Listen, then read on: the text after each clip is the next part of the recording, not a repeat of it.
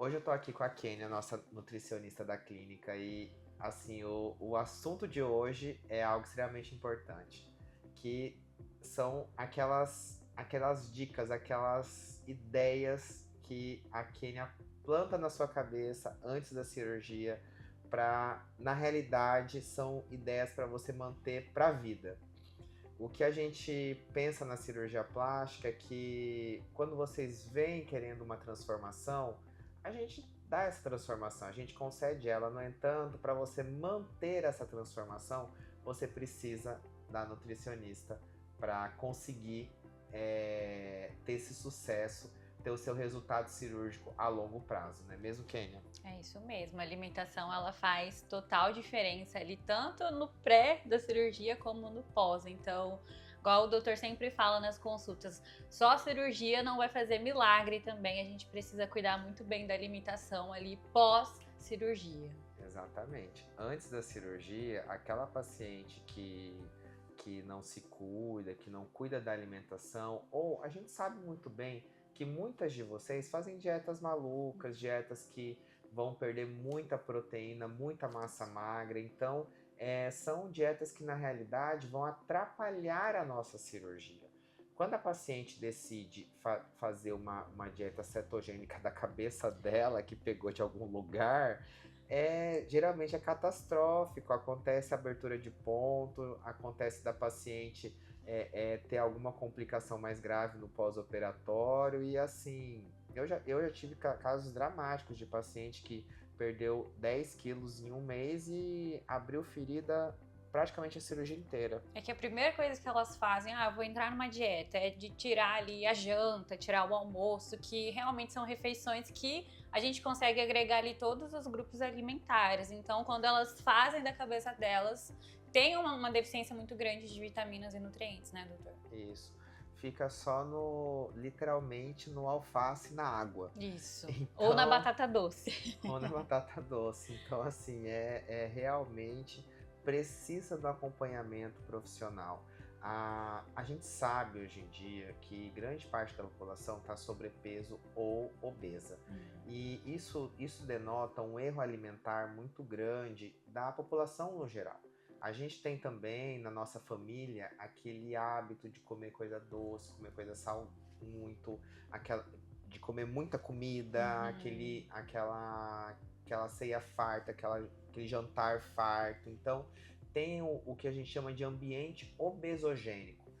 Portanto, o nutricionista é extremamente importante nesse momento, porque ele vai justamente te moldar a forma que você vai ver o alimento, entendeu? Ela vai definir dosagens que a gente, né, são Sim. realmente dosagens, aquelas miligramagens são dosagens. Então, que aí você tem que respeitar para você conseguir perder o peso de uma forma saudável. Isso mesmo, e aí a gente entra no ponto, né, das quantidades de carboidrato, de proteína, que muitas vezes as pessoas elas acabam ali cortando o carboidrato, mas sendo que ele realmente dá energia para o seu corpo ali fazer todas as funções orgânicas que tem aí no nosso corpo, né, doutor? Exatamente. A,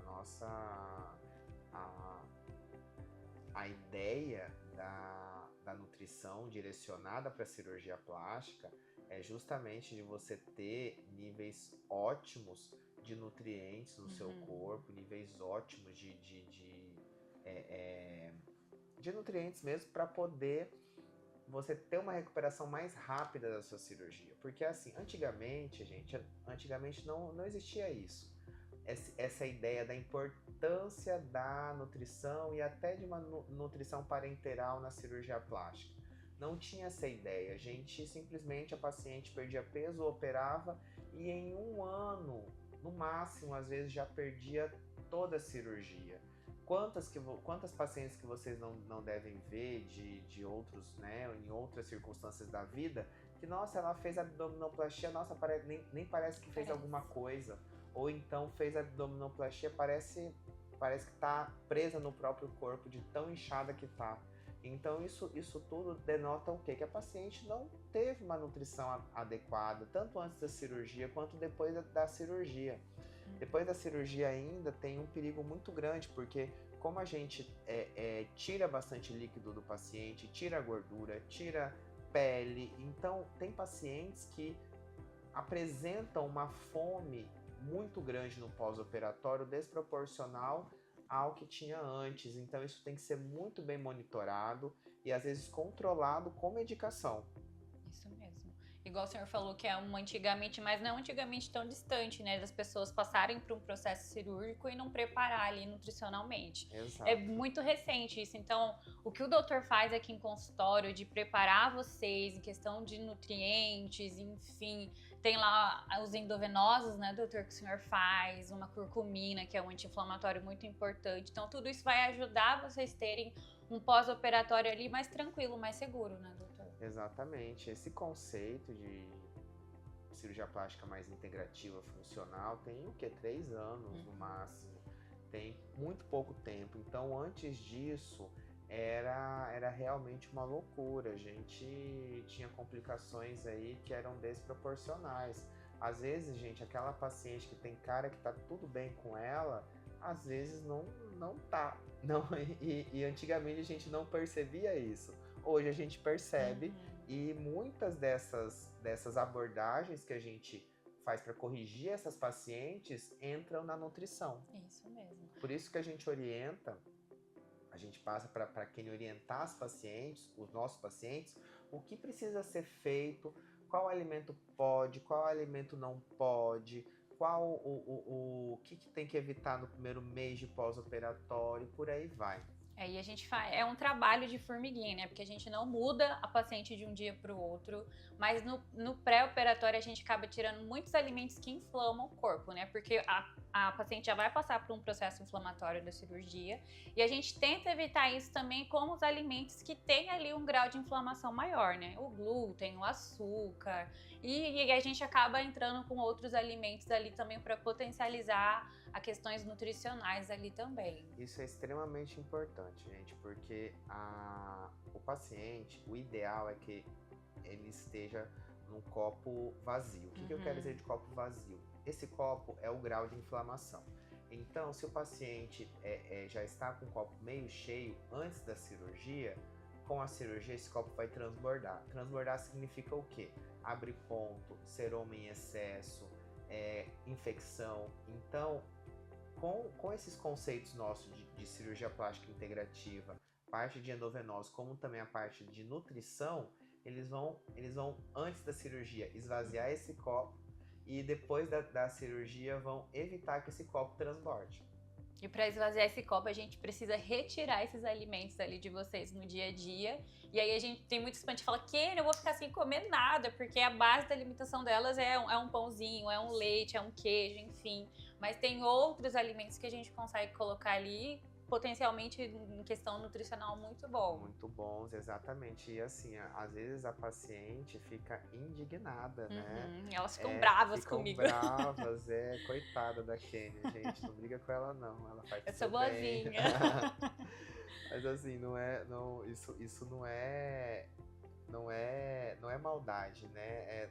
Na realidade, a gente não é que exista uma glutenfobia, né? Sim. Ou uma fobia do leite, né? Para você não comer, não. A gente sabe que o que acontece, gente. Aquele paciente que come glúten pelo menos 2 vezes na semana, ele já está potencialmente inflamado. Isso é estudo falando. Sim. Entendeu? Não é a gente que inventa. Então, se você quer ter uma cirurgia com menos complicação, com uma cicatriz perfeita, você tem que seguir essas orientações. Se não seguir, tem chance de acontecer tudo bem? Tem. Tem chance de dar errado? Tem também. E às vezes maior. E essa preocupação com a questão de alimentos inflamatórios é também muito por conta do intestino, né, doutor? Exato. Que a gente considera ele como o nosso segundo cérebro. Então, se ele não está saudável o suficiente, não está conseguindo absorver os nutrientes corretamente, isso vai inflamar ainda mais o seu corpo. Então, essa retirada desses alimentos que a gente faz ali no pré-cirúrgico é para realmente tratar e trazer uma saúde ali intestinal. Que aí, essa questão do glúten, do leite, é porque elas têm macromoléculas de difícil digestão. Então, o intestino, quando ele não está suficientemente saudável, não vai quebrar certinho essas moléculas enormes que tem ali no glúten, no nos derivados do leite, enfim, acaba acontecendo essa cascata de inflamação.